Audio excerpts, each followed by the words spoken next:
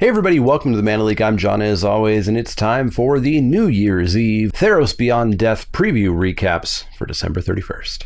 We got a few less cards today, which is great because that means this video can go a little bit faster, and hey, I actually get to do it before supper time, which means I can go enjoy New Year's Eve. Up first, we had two cards previewed by Merfolk Podcast. We had Meyer Triton, 1 and a black for a creature zombie merfolk. It's the first time we've ever had a zombie merfolk. At uncommon, it's a 2/1 with Death Touch. When Meyer Triton enters the battlefield, put the top 2 cards of your library into your graveyard, and you gain 2 life. Whole bunch of stuff to love here. It's a zombie for your zombie decks. It's a merfolk for your merfolk decks. A 2/1 Death Touch for 2. Those are solid stats in most formats that I play anyways. I only play limited, but I bet it's okay in other ones. And self-mill is relevant in a billion different cases. And in limited, it looks like blue-black's going to be pretty self-milly, as we'll see in a few other cards here. Cool little card. First time for this this creature type pairing. And, of course, gorgeous Seb McKinnon art. Towering Wave Mystic is 1 and a blue for a 2/1 creature merfolk wizard. That, of course, we've had before a few times. At common, whenever Towering Wave Mystic deals damage, target player puts that many cards from the top of their library into their graveyard. So it doesn't have to be you, but it's probably going to be you, unless you're some course of cute little mill deck where you're dealing a whole bunch of damage with this somehow. Obviously not a competitive sounding deck that I'm describing there, but an option. But again, merfolks for the merfolk players, probably not one that's going to see any competitive merfolk play, but maybe for the merfolk commander players out there. Is there a merfolk deck in commander? Let me know. Up next from Brainstorm Brewery was Atris, Oracle of Half-Truths. 2 blue-black for a legendary creature human advisor at rare. It's a 3/2 with Menace. When Atris, Oracle of Half-Truths enters the battlefield, target opponent looks at the top 3 cards of your library and separates them into a face-down pile and a face-up pile. Put 1 pile into your hand and the other into your graveyard. Doesn't sound like a massively powerful card. It's a 3/2 for 4 with Menace, which is okay, but we're kind of used to getting that for 3 mana and not in 2 colors. But of course, this is going to draw you at least a card, and probably always a card. And of course, it might draw you 2 cards, but there's this huge mind game that's going to go on. The card that your opponent turned up is probably going to be the 1 card pile, and the face down pile is probably going to be the 2 cards, and your opponent's going to ask you whether or not you think they are next leveling you, or next leveling you, or next leveling you, and the face down pile is actually better. Odds are, if you want to get me, I'm probably always going to pick the face-up 1 card pile. Now, if you give me 2 cards face-up, I don't know what I'm going to do there. I'm probably going to take the 1 card face-down. I'm always probably just going to take the 1 card. And sure, I'm sure somebody will next level me and totally get me at some point, but it's a cute little game here, cute little card. I don't know that it's going to be a competitive card at all. It'll be a fine card in limited, but I think that might be about it. Idyllic Tudor, a reprint is back, 2 and a white for a sorcery at rare. Search your library for an enchantment card, reveal it, put it into your hand, and then shuffle your library. Nice, cheap little tutor. You can go and get your bomby enchantment, your god, or whatever that is. Of course, being a rare, the odds of you getting a god and also getting exactly this card, little bit low, but this is probably an okay tutor in this format, assuming you do have some rares that are, or sorry, not rares, but enchantments that are worth going and getting. But that being said, tutors are just often not that great in limited because we don't necessarily have a bunch of amazing cards. Seeing this going into standard is going to be great, and of course it's a reprint that people will be happy with because I think it was around a $30 card before this reprint. And that was previewed by Commanderin. Helia, Suncrowned is up next as previewed by Day 9. 2 and a white for a legendary enchantment creature god at Mythic. He's a 5/5 indestructible as long as devotion to white is less than 5. He's not a creature. Whenever you gain life, put a +1/+1 counter on target creature or enchantment you control. Pay 1 and a white, another target creature gains lifelink until end of turn. There's a lot to say about this card. He looks pretty darn good. 3 mana for potentially a 5/5, or at least at some point a 5/5 is great. And whenever you gain life, and there's a little bit of a life gain theme as we've seen so far, you know, Daxos, for example, in white in Theros, means you can get a counter on those creatures, or you can throw the counter on Helia, even if he's not a creature, because he is an enchantment at that time. Or if you're feeling really wacky, you could put those +1 counters on your aura. It's probably never going to do anything, but you could. And of course, people have already seen that in Pioneer and in Modern, if you pair this with Walking Ballista, you have an infinite damage combo, potentially on turn 4, turn 5, depending on how you use your mana. So maybe something's going to get banned real quick. We'll see. We'll see how easy it is to pull it off, how easy it is to disrupt it. But yeah, Heliod looks real good. I'm going to be very happy every single time I open a pack and Heliod's in it. Up next, as previewed by Wizards of the Coast Facebook, is Devourer of Memory, what I assume is the Signpost blue-black uncommon. Blue-black for a creature Nightmare at uncommon. It's a 2/1. Whenever one or more cards are put into your graveyard from your library, Devourer of Memory gets +1/+1 until end of turn and can't be blocked this turn. Pay 1 and a black, put the top card of your library into your graveyard. This is not the mill card that you've been hoping for any format. It's expensive. It's one single card at a time. You're only getting +1/+1 regardless if you mill 1 or if you mill 50, unless you're milling 1, pause, milling 1, pause, milling 1, pause, which is probably going to require way too much mana. So I don't think this is the mill card of your dreams, but at least in limited, I think it's going to be a totally fine card. It's going to be able to fill your graveyard up with any extra mana that you have. It's just going to be some nice reach at the end of the game. 1 blue-black, hey, I've got a 3/2 unblockable. Take 3. Do that a couple of times, your opponent might be dead.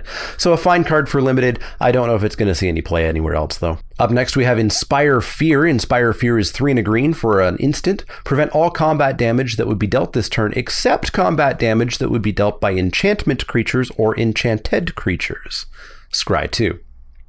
So this, of course, is a fog, which is not something that I ever want to play in limited or in any format, really, unless there's a standard turbo fog deck, which I've definitely had fun with in the past. But of course, there's some wonkiness where the gods are still going to hit you for damage and enchanted creatures are going to hit you for damage. Not that enchanted creatures are a huge thing in standard, and even with Theros coming in, I doubt we're going to see too much of that.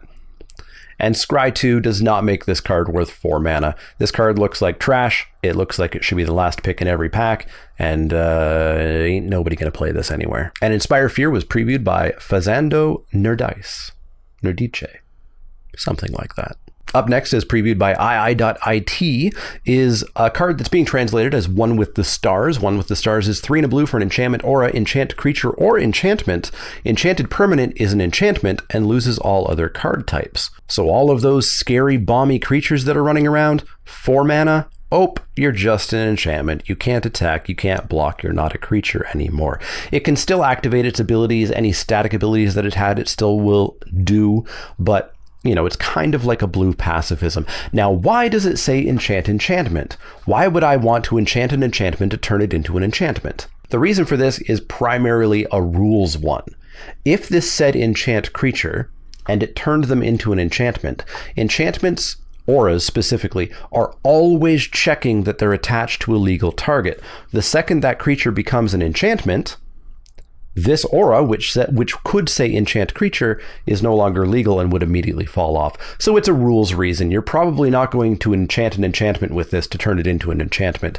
The one trick here, of course, in Theros is you could preemptively put this on a god to make sure that it can never become a creature. But that weird little thing is mostly just a rules quirk. Card seems interesting. It's obviously just a little bit of removal for this set. It's a little bit expensive at 4 mana for this effect, but we'll pick it, we'll play it. It's going to be some of the blue removal. It'll be the Charmed Sleep or the Claustrophobia, etc. of the set. Up next, as previewed by nga.cn, is Femi Ahthe the Cacophony. Femi Ahthe is 1 and a black for a legendary enchantment creature, Harpy. Yeah, that's right, you've got a Harpy commander now.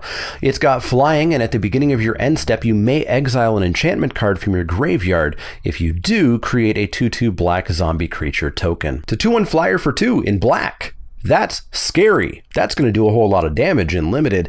And if you do have enchantments, whether they be enchantment creatures or enchantment auras or enchantments, in your graveyard, you can pitch them if they're never going to come back or probably won't come back and get yourself a 2/2 zombie. Whether or not that's going to be super relevant for you, who knows? but a creature's a creature. The card seems really good. It seems like a solid, not quite bomby bomb in limited, but very, very, very, very, very good card. Whether it'll see play in competitive formats, I'm not sure, but I'm sure there's a lot of Commander players happy about a legendary Harpy. Up next are a couple of cards previewed by the Asian Avenger last night, actually. We have Nadir Kraken. Nadir Kraken is 1 blue for a creature Kraken at rare. It's a 2/3, and whenever you draw a card, you may pay 1 generic mana. If you do, put a +1/+1 counter on Nadir Kraken and create a 1/1 blue tentacle creature token. That's right, we're getting tentacle tokens. This card seems good, like real good. A 2/3 for 3. We'll pay that. We've paid that before. It's typically a pretty mediocre card, but every time you draw a card, which will at least be once a turn, possibly more, paying 1 mana for 2/2 power, a +1/+1 counter on the Kraken and a 1/1 creature, that seems great. This card seems awesome. I know that there is a segment of people who love their Krakens and octopuses and etc. And this card seems right up their alley. Plus, hey, we get a new creature token type, Tentacle. Escape Velocity is the other card that Escape Velocity is another card that Krim previewed. Escape Velocity is a single red mana for an enchantment aura at uncommon. Enchanted creature gets +0/+1 and has haste.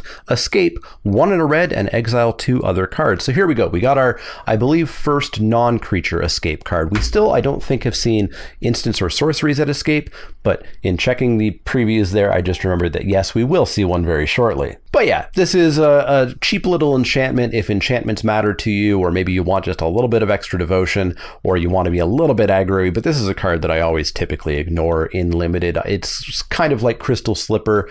It's just not something that I'm going to play much. Uncommon makes me think that maybe there's something to it. This would typically be a common, but we'll see if it sees any play in limited, but it's not going to see any play anywhere else. Finally, for today, we have 2 cards previewed by Vanna. Up first is Treacherous Blessing. Treacherous Blessing is 2 and a black for an enchantment at rare. When Treacherous Blessing enters the battlefield, draw 3 cards. But whenever you cast a spell, you lose 1 life. Whenever Treacherous Blessing becomes the target of a spell or ability, sacrifice it. So 3 mana, draw 3 cards in black. That is great. Love to see that. That's a huge limited card right there. But whenever you cast a spell, you lose a life. Well, the first life doesn't really hurt that much. The second life, the third, maybe even by the 5th life, it doesn't hurt too much, depending on the matchup, depending on the format. But you are going to have to try to find something to blow this up.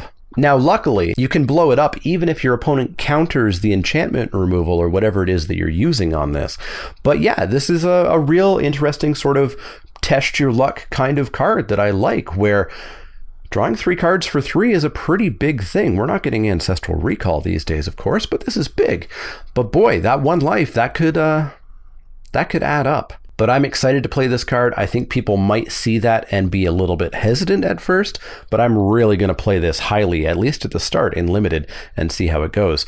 Constructed, not sure how it'll do. You're typically casting a lot more spells in Constructed than you are in Limited, so we'll see if this sees any Constructed play. The final card for today, previewed by Vanna, is Cling to Dust, a single black mana for an instant at uncommon. Exile target creature from a graveyard. If it was a creature card, you gain 3 life. Otherwise, you draw a card. Escape, 3 and a black, exile 5 other cards from your graveyard. I'm not the hugest fan of this card. I feel like maybe it's a sideboard card in Limited where you want to exile something if your opponent is heavy into escape.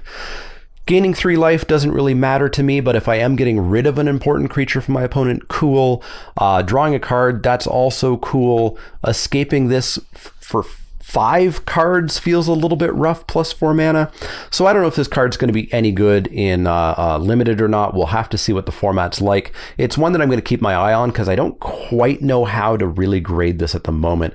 But everything on this card doesn't really read as impactful enough or cheap enough or efficient enough for it to see Constructed play. So that's it for today. As I said, Happy New Year's Eve for everybody. Happy New Year's tomorrow. Check out tomorrow. I've got a predictions and hope video coming up. What I think will happen or what I hope will happen in 2020. And let me know in the comments down below what you think of these previews. What kind of other infinite combos have you figured out with Helia?